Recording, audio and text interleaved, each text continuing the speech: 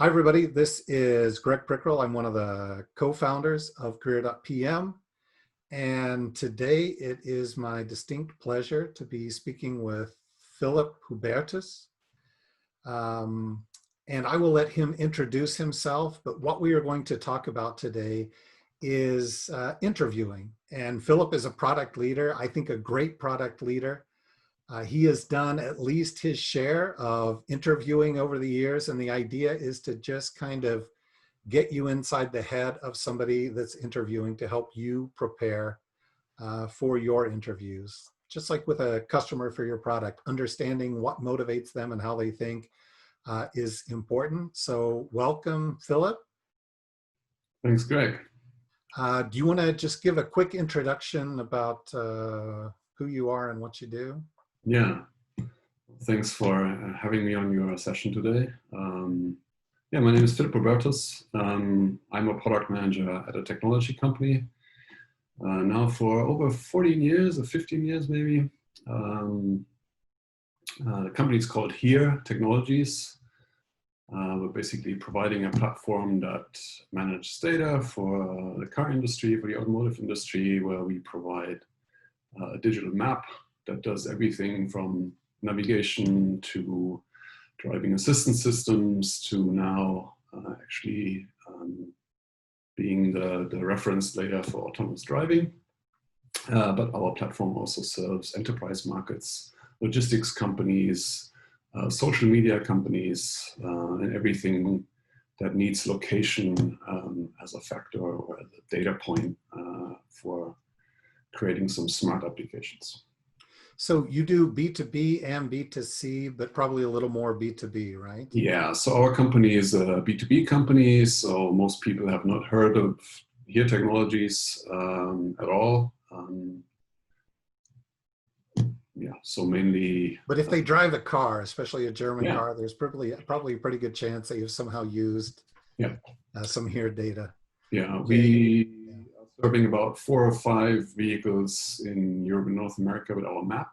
So when you're using a navigation system that's built in, or you're using a Garmin device, for example, then it's very highly likely that our map is used for that user experience. Very cool. So I know over the years you've hired plenty of people, and I'm curious in your mind, and this is both from kind of a knowledge and a way they present themselves perspective, what do you differentiate a really good candidate from just an average candidate? Yeah, so I mean, I believe everyone has great qualities and can be a high performer if you enable them to play their strengths and develop their talents. And there are skills that can be trained, and there are responsibilities that people are intrinsically drawn to. I mean, you offer great courses that train people on the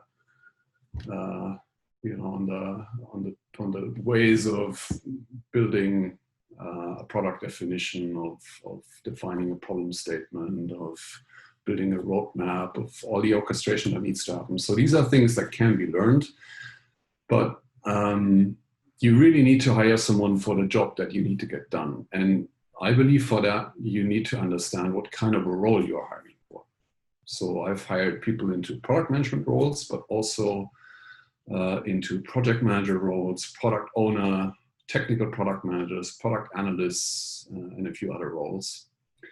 And my observation is that if you have a job search agent running on LinkedIn or any job portal, you will see that the product manager role is defined with a great variance. Are you looking for someone to analyze the market, consolidate the findings into a business case? Are you looking for someone to focus on working with engineering on the development of a product? Or are you looking for someone to flesh out the technical details? Or are you just in need of someone to track and orchestrate? Or are you looking for someone to manage a product along the entire life cycle? So there's a lot of aspects that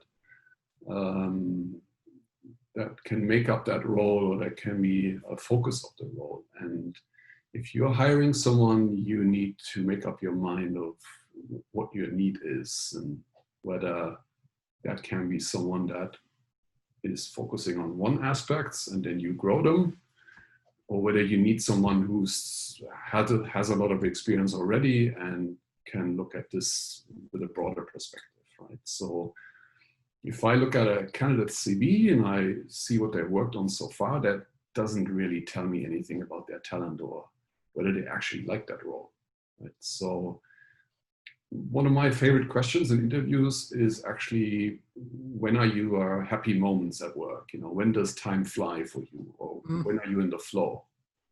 When are you so immersed into doing something and you enjoy that so much that you're naturally drawn to do more of this? Yeah, and Philip, at the meta level, is there something you're looking for in that answer?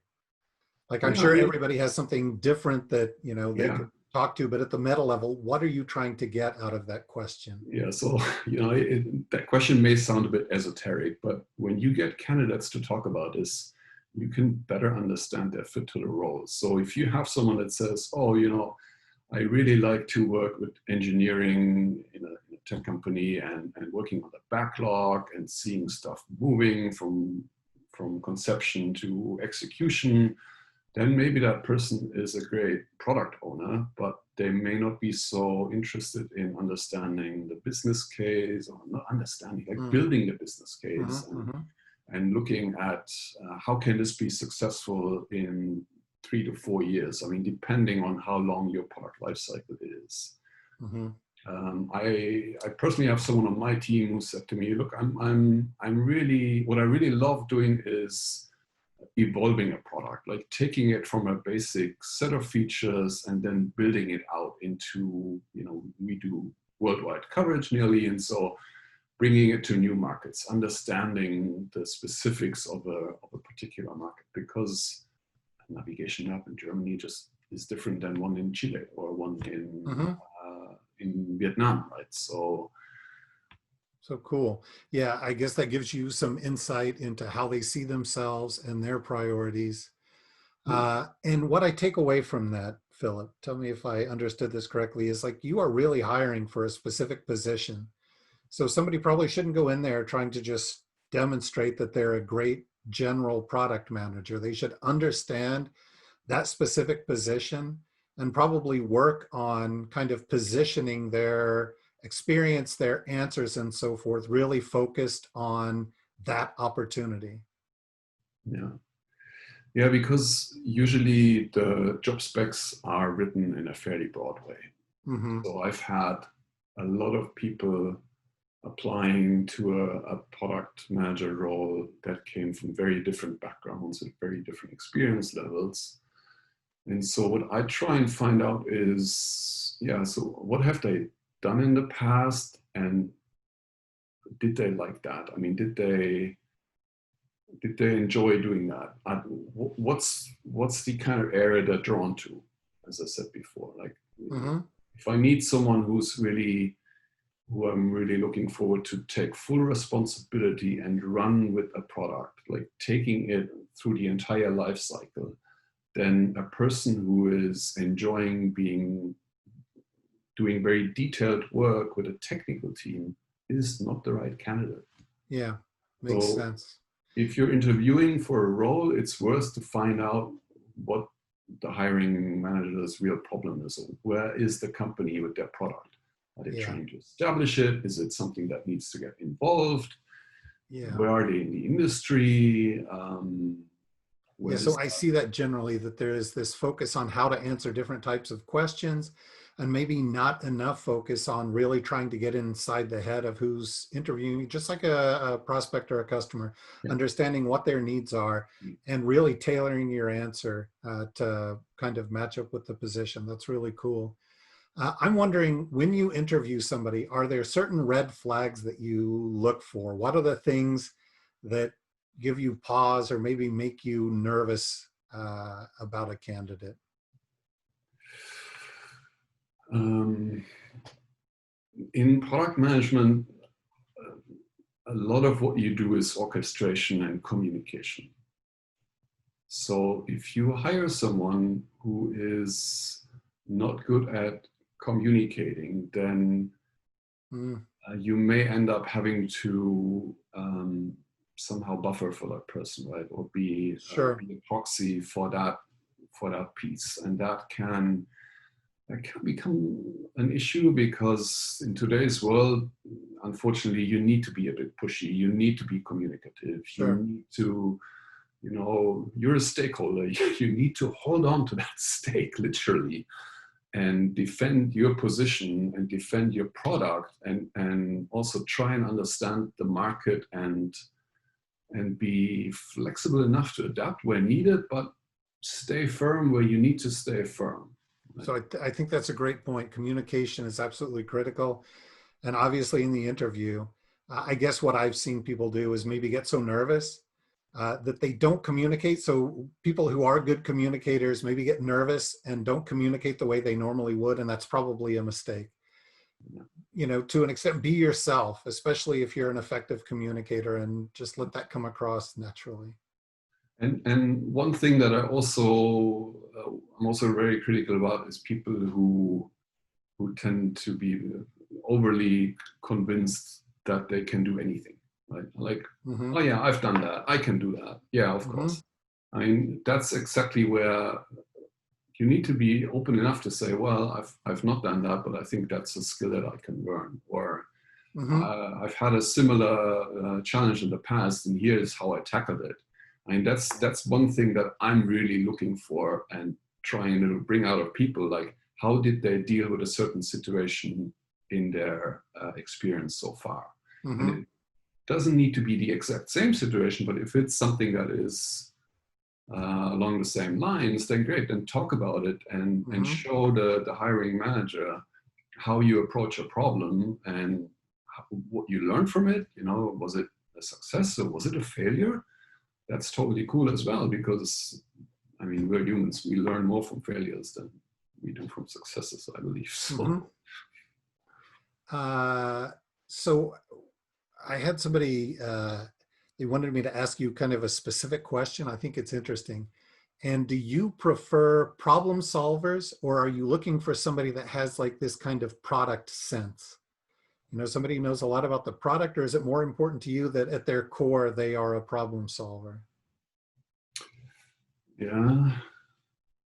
So I think I actually prefer both. So you need to have a balance, right? As a great product manager, you will try to solve a market problem, either for an existing problem or for one that the market doesn't know it has. Yeah. Gotcha. So it's really about balancing those two. Yeah. And then you really need to manage that as a product, not as a single solution, right? So you need to have problem solving skills, but you need to take it a step further and have a product sense. Maybe you're not experienced in that particular industry or area, but if you have a sense of what a product is about, then you can take that and put it into your work, right? It's already a great accomplishment to work with a customer on that problem and then build a solution, but it's an even greater outcome if you define something and take it to market, scale it across multiple customers, and then manage it along the life cycle. Yeah, makes sense. I'm wondering, can you think of somebody who's done something in an interview that was particularly impressive? Maybe something unusual or creative, or, just anything that stuck out to you that really, was memorable. Wow. I mean, no, I'm afraid people are really nervous most of the times.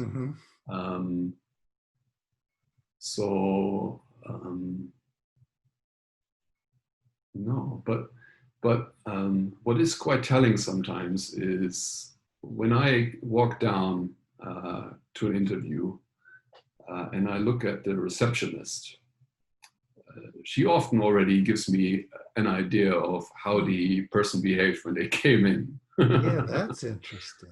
So I've read about that and I don't think about it much. It's a good point. Like, if you're not just genuinely nice to people, which you should be, you should make an extra effort, because I think you've just given an example that there are influencers that you're not even aware of sometimes. Yeah, that's great. And generally, I like people who are honest, of course. I mean, as I said earlier, it's not a bad thing if you talk about an experience you've had and it was actually a failure. And Mm-hmm. maybe in advance of doing an interview, you think about these situations as a preparation and think what you've learned from that. Um, Mm-hmm. Gotcha. So people shouldn't be too careful. I mean, they should, no. and that's something that I've shared with folks. Failure is okay, especially if you can talk about how you learned from it, how it helped you grow. The final question, Phil, this is just a kind of point of maybe etiquette, but I think we've lost this in the tech world. But do you expect a thank you note after an interview? Do you expect the person to contact you and thank you for your time? Does that ever happen? There's conflicting kind of guidance on the internet. I'm curious just how you Yeah. personally feel about that. Um, I guess it shows a certain attitude, and it shows whether you really want the job. So Hmm.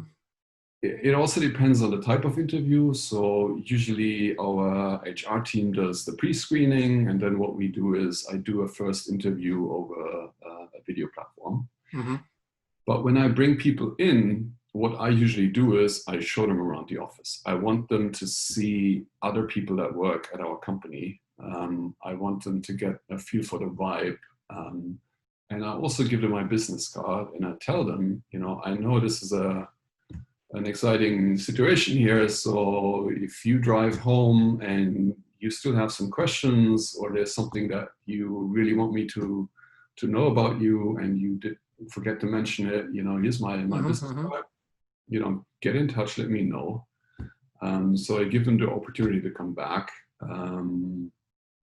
Yeah. Cool. I would So, take away from that, like it's kind of a nice gesture, right? yeah. You may not expect it. And I think that's a great point that it demonstrates real interest in the Yeah. job. So I got to figure in some cases that could be a little differentiating, right? If you've got a couple Yeah. of candidates that are really good and one has really shown more interest in the job. Phil, that was great information. Thanks for sharing that. I know it will help a lot of folks kind of prepare to be sitting on the other side of the desk from folks like you. Thanks. Yeah, sure.